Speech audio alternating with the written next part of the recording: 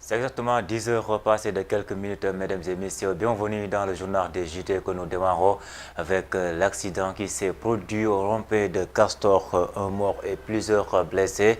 C'est le bilan d'un accident survenu ce lundi au niveau du rond-point de Castor. C'est un bus Tata qui s'est renversé sur la chaussée. Voici la capitaine Aïssatou Keïta était au micro de TFM. Il y avait un renversement d'un bus Tata qui a occasionné 24 victimes, dont 10 blessés graves, 13 blessés légers et malheureusement on a dénombré un corps sans vie de sexe féminin. Toutes les victimes ont été évacuées vers les structures sanitaires en place.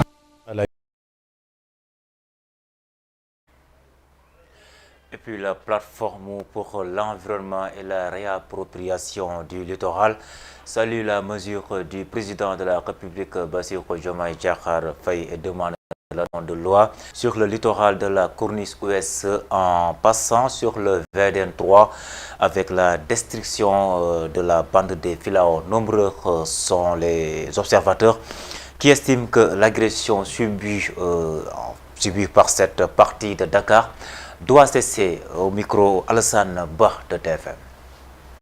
Le littoral n'a pas subi que des agressions. L'image n'est pas belle à voir sur une partie de la corniche et pire encore tout au long de la VDN 3 avec le massacre de la bande des Filao. Le désastre avait poussé l'opposant de l'époque Ousmane Sonko à menacer de démolir toutes les constructions une fois au pouvoir. Je leur lance un message, parce que nous devons parce que les Sénégalais ont accès à la plage et au littoral.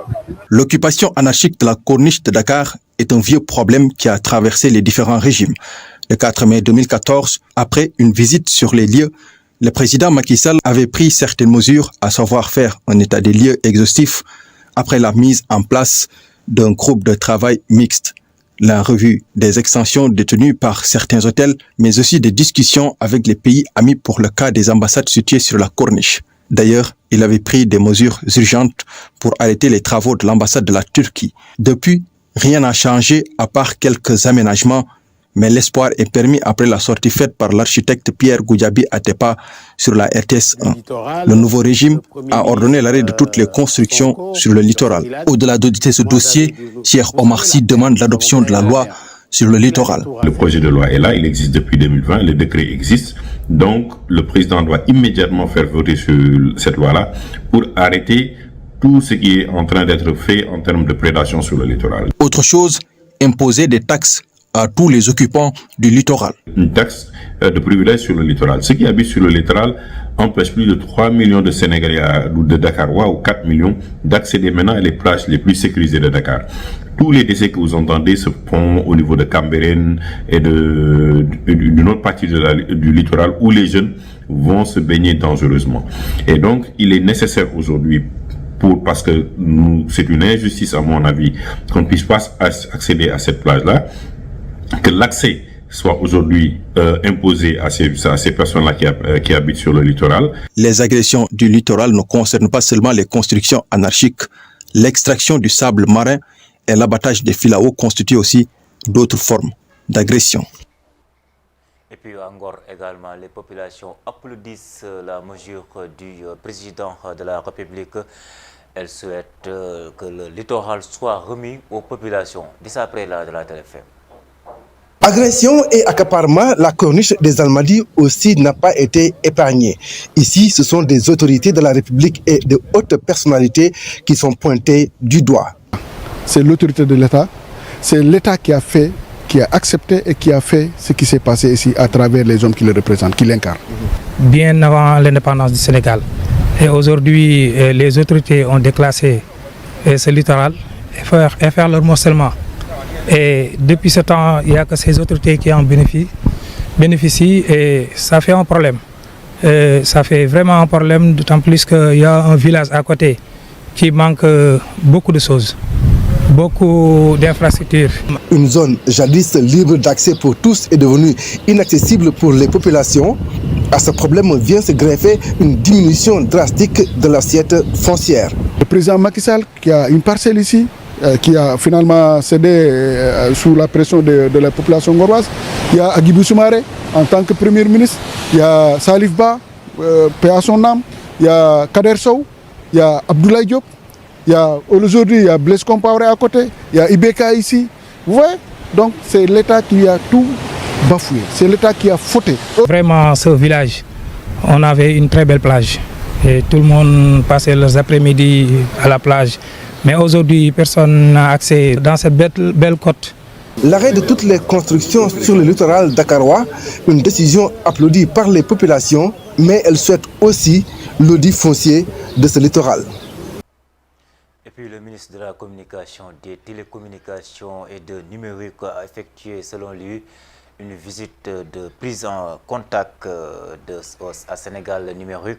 Alioune Sall s'est rendu à Colobane, au Technopole, puis au Data Center de Diamniadio. Amadou Diallo a fait le point. Consacré à l'écosystème du numérique, le ministre de la Communication, des Télécommunications et du Numérique s'est d'abord rendu à Colobane dans cet atelier de réparation et de recyclage de matériel informatique. Les équipements numériques non fonctionnels sont recueillis, triés et réparés par de jeunes Sénégalais. La tutelle s'est rendue par la suite dans les locaux de Sénégal Service qui consacrent le principe d'une administration de proximité. Cap ensuite sur Technopole à Pékin où le ministre a constaté de visu les conditions de travail. Il a également tenu à écouter les travailleurs. Sur place, une présentation de l'écosystème numérique du Sénégal lui a été faite. Le ministre et sa délégation se sont enfin rendus au Data Center de Diamniadio. Sénégal numérique se positionne ainsi comme leader dans le marché d'hébergement des données au Sénégal et dans la sous-région. Cette rencontre avec des échanges ô combien importantes, on a beaucoup appris depuis ce matin. À travers les collaborateurs, à travers les services dans lesquels ils travaillent.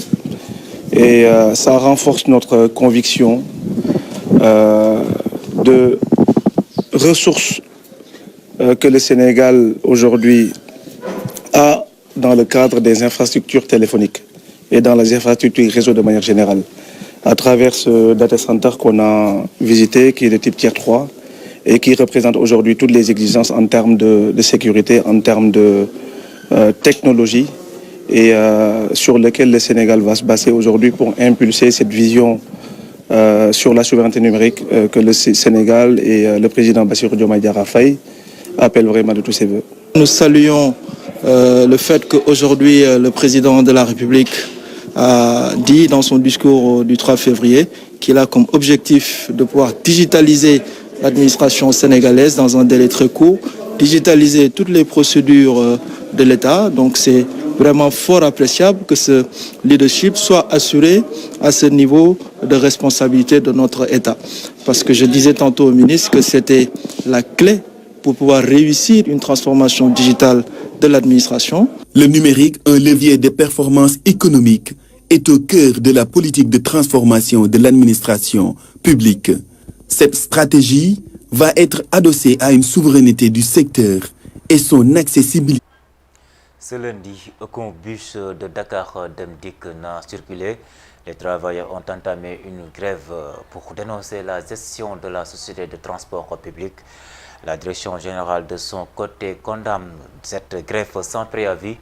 Le ministre des Infrastructures terrestres et aériennes s'est rendu et annonce l'ouverture d'une enquête concernant les bus saccagés au Dakar. C'est un reportage fait par Philomène Constance.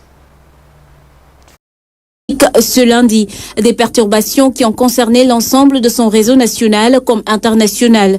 Pour cause, une grève générale pour dénoncer la gestion de la direction. Aujourd'hui, à Dakar, nous avons constaté que depuis des années, les promotions se font encore une fois par des promotions de politique, des promotions purement et essentiellement politiques qui n'ont rien à voir avec le travail qui constitue Dakar Demdik.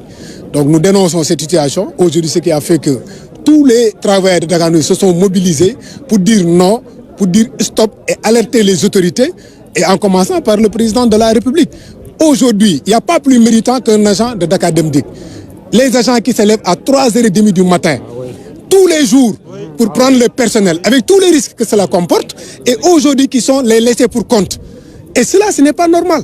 Donc aujourd'hui, nous demandons à ce que l'État reconsidère les salaires et reconsidère les conditions de travail à Dakar Dem Dikk. De l'autre côté, les dirigeants de la boîte déplorent le manque de préavis de grève, même s'ils restent ouverts au dialogue. Donc c'est face à des actes répréhensibles de gestion et face à une situation d'insécurité générale dans l'ensemble de nos dépôts et gares de terminus, et éventuellement à des actes de gestion teintés de népotisme, la gestion des ressources humaines, qui nous a poussé à avoir ces réactions spontanées aujourd'hui et qui nous a valu d'arrêter l'ensemble de nos réseaux, que ce soit les réseaux urbains, interurbains et internationaux.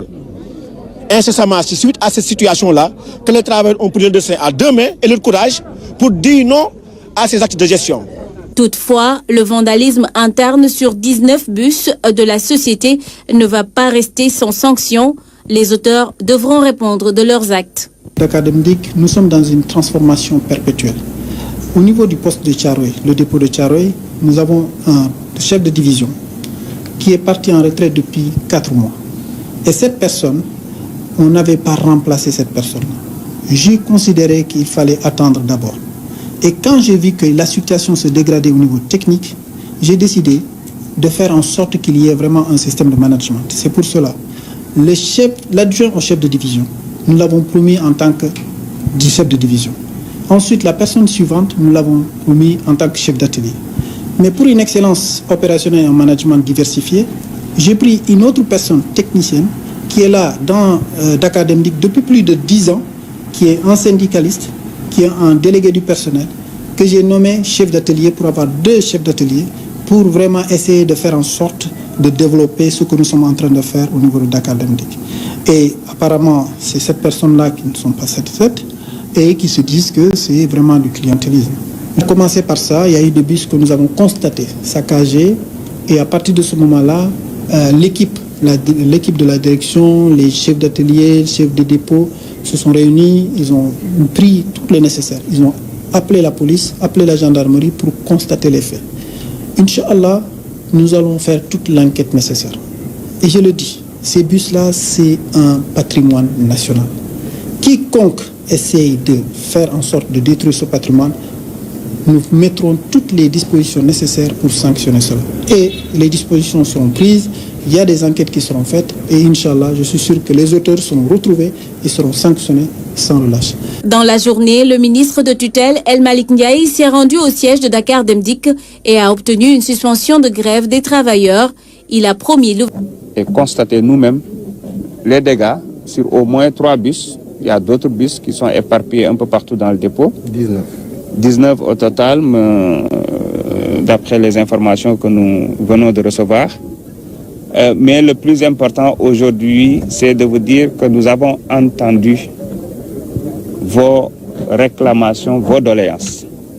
Nous sommes au courant de tout et nous sommes en train de solutionner les problèmes.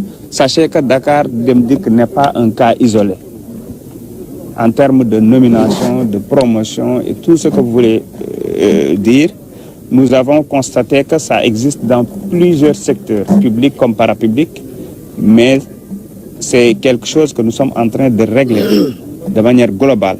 Mais particulièrement pour la situation de Dakar Dem Dikk, nous avons pris les choses en main, nous allons rencontrer le directeur, le nécessaire sera fait, et sachez que ces problèmes-là seront définitivement réglés, ça je vous le dis.